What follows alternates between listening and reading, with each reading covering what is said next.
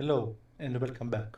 So, after discussing how to run async code in Python using async.io, this lesson will focus on managing and executing multiple coroutines to perform tasks concurrently, demonstrating the power and efficiently of async.io in handling simultaneous operations.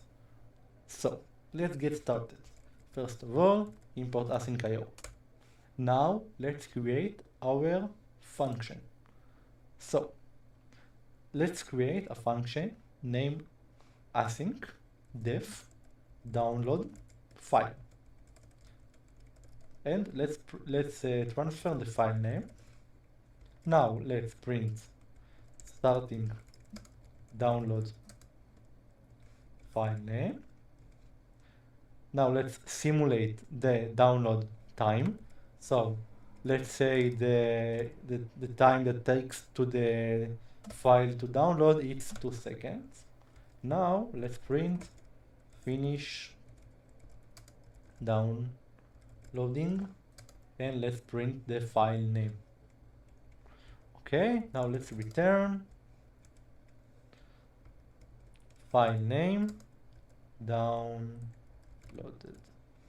Okay, now let's go to our main function. So async def main.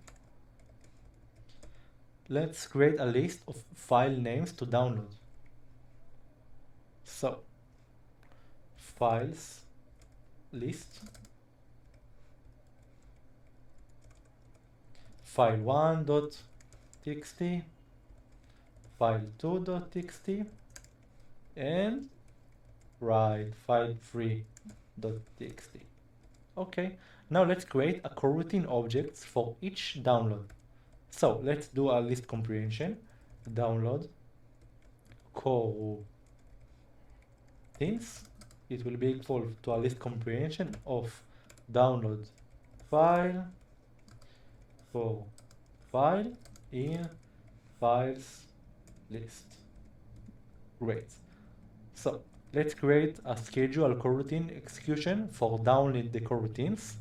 So let's print completed and pending will be equal to a wait of async.io wait. Let's transfer the download coroutines and return when async.io all completed. Now let's process the completed tasks. So for download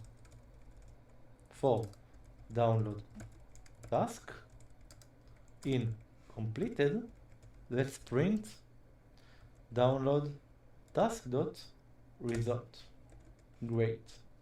So now let's run the main coroutine. Async io dot run main. Okay, so like earlier, pause the video and think what the output should be. Okay, let's run. So as you can see, starting download file 231, finish download file 231, and now it will print file 3 download. So this one run first, and then this part, and then this part of the result. So let's sum up. The async def download file defines a coroutine for a simulating file download with an artificial delay using async.io.sleep of 2 seconds. Let's clean the pep 8. The creating coroutine object, this one, it's a list compression, is used to create coroutine objects for each file download task. The async.io wait, it's a function, is used to run the coroutines concurrently. It waits for all the coroutines in the download coroutine list to completed.